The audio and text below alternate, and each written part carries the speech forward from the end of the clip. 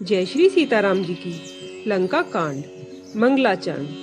कामदेव के शत्रु श्री महादेव जी द्वारा सेवित, संसार के भय को दूर करने वाले, काल रूपी मतवाले हाथी के लिए सिंह रूप, योगियों के ईश्वर, ज्ञान के द्वारा जानने योग्य, सर्वगुण निधान, अजय, निर्गुण, विकार रहित, माया से प्रिय, देवताओं के स्वामी, दुष्टों को मारने में तत्पर, ब्राह्मण मंडली के पूज्य देवता, जल पूर्ण श्याम मेघ के समान सुंदर, कमल के समान नेत्रों वाले, पृथ्वीपति के रूप में स्वामी श्री राम जी की मैं वंदना करता हूँ। शंख और चंद्रमा की सी कांति के बहुत ही सुंदर शरीर वाले, काले भयानक सांपों का भूषण धारण करने वाले, गंगा और चंद्रमा के प्रेमी, काशीपति, कलयुग के पाप समूहों को दूर करने वाले, कल्याण के कल्प वृक्ष, पार्वती जी के पति, गुणों की खान, कामदेव को भस्म करने वाले, वंदनीय श्री शंकर जी को मैं प्रणाम करता हूँ, जो सज्जनों को अति दुर्लभ कवल्य मुक्ति तक दे देते हैं और दुर्जनों को दंड देते हैं। वे श्री शंकर जी मेरे कल्याणों का विस्तार करें। वे कहते हैं कि अरे मन, तू श्री राम जी को क्यों नहीं बसता, जिनके लव निवेश से लेकर वर्ष युग और कल्प तक प्रचंड बाण है और काल ही जिनका धनुष है।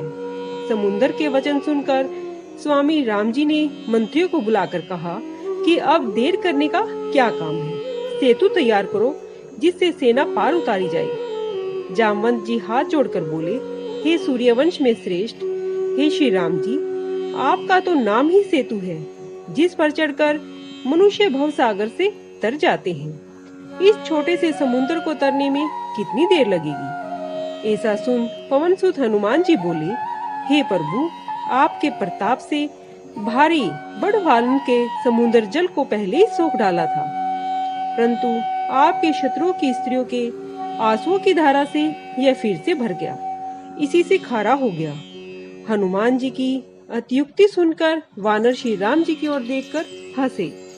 जामवंत ने फिर नल और नील दोनों भाइयों को बुलाकर सब कथा कह सुनाई। वे बोले, श्री राम जी का प्रताप स्मरण कर सेतु की तैयारी करो, कुछ परिश्रम न होगा। फिर बानरों के झुंड बुला लिए और कहा कि तुम सब मेरी विनती सुनो।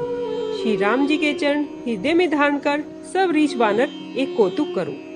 यह है कि बानर और रीछों के झुंड सब तरफ दौड़ जाओ, फिर वृक्षों और पर्वतों को उखाड़ लाओ। जामवंत की यह आज्ञा सुनकर वानर और रीछ महाप्रतापी श्री रामचंद्र जी की जय बोलते हुए दौड़ चले। वे बड़े बड़े ऊंचे पर्वतों और वृक्षों को खेल खेल में उठा लेते हैं और लाकर नल नील को देते हैं। वे उन्हें भली भांति से सुधार कर सेतु बांधते हैं। जो बड़े बड़े पर्वत वानर लाकर देते हैं, उन्हें नल नील गेंद की नाई लेते हैं। सेतु की सुंदर रचना देखकर कृपा सागर राम जी प्रसन्न होकर बोले, वह भूमि अति रमणीक और श्रेष्ठ है, इसकी अपार महिमा की वर्णन नहीं किया जा सकता। मैं यहाँ शिव जी की स्थापना करूँगा, यह मेरे हृदय में पूर्ण संकल्प है। यह सुनकर सुग्रीव ने बहुत से दूत भेजी, वे श्रेष्ठ मुनियों को बुला लाए। श्री राम जी ने शिवलिंग की स्थापना कर विधि के अनुसार पूजा की और बोले, शिव जी के समान मुझे कोई दूसरा प्यारा नहीं है। जो शिवद्रोही मेरा भक्त कहता है, वह सौपन में भी मुझे नहीं पाता। शंकर जी से विमुख होकर जो मेरी भक्ति चाहे, वह नारकी, मूर्ख और अल्प बुद्धि है। जो शंकर प्रेमी है परंतु मेरा द्रोही है, और जो शिव के द्रोही है परंतु मेरा भक्त है, वे मनुष्य कल्प भर घोर नरक में वास करते हैं। जो रामेश्वरी के दर्शन करेंगे, वे शरीर छोड़कर मेरे धाम को जाएंगे। जो इन पर गंगा जल लाकर चढ़ाएंगे, वह भक्त सायुज मोक्ष पाएगा।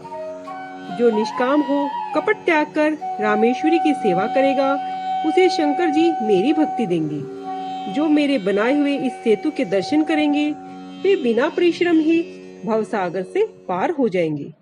श्री राम जी के यह वचन सुनकर सबके मन को बहुत अच्छे लगे। सब मुनीश्वर अपने अपने आश्रम को चले गए। महादेव जी कहते हैं, हे पार्वती, श्री राम जी की यह रीति है कि वे शरणागत पर सदा प्रीति करते हैं। चतुर नील और नल ने सेतु बांधा। श्री राम जी की कृपा से उनका यश फैल गया। जो पत्थर आप डूबते हैं और दूसरों को भी डुबा देते हैं, वे नाव के समान हो गए हैं। यह न समुद्र की महिमा कही गई है, न पत्थरों का कोई गुण है, न बानरों की कोई करतूत ही है। श्री राम जी के प्रताप से समुद्र में पत्थर तैरने लगे। वे लोग मंदबुद्धि हैं जो ऐसे श्री रामचंद्र जी को छोड़कर दूसरे स्वामी का भजन जाकर करते हैं। सेतु बांधकर बहुत ही पक्का बना दिया गया। देखने में वह कृपा निधान राम जी के मन को बहुत भाया। बानरों की सेना चली जिसका वर्णन नहीं किया जा सकता। वीर बानरों के समूह गरजने लगे। सेतु बंध के तट पर चढ़कर कृपालु रामचंद्र जी समुद्र का विस्तार देखने लगे। कृपा सिंधु प्रभु के दर्शन के लिए जलचरों के झुंड प्रकट हो गए। अनेक प्रकार के मगर, घड़ियाल, मछलियां और सांप थे, जिनके शरीर 100 योजन के थे। उनमें कुछ ऐसे जीव थे जो एक को एक पकड़कर खा जाए, परंतु वह भी किसी के डर से डरते रहते थे। वे सब प्रभु का दर्शन कर रहे थे, हटाए नहीं हटते। सब मन में प्रसन्न और सुखी हुए। उनकी आड़ में जल नहीं दिख पड़ा। भगवान का रूप देखकर सब मगन हो गए। प्रभु की आज्ञा पाकर सेना चली। बानर सेना का विस्तार कौन कह सकता है। सेतु बंध पर बड़ी भारी भीड़ हो गई। कुछ वानर आकाश मार्ग से उड़कर चले। बहुतेरे जलचर जीवों पर चढ़कर सब जाने लगे। दोनों भाई ऐसा कौतुक देखकर हंसे। तब कृपालु रामचंद्र जी चले। सेना समेत रघुनाथ जी पार जा उतरे। वानर सेनापतियों की इतनी भीड़ थी कि कहीं नहीं जा सकती। जय श्री सीताराम जी की।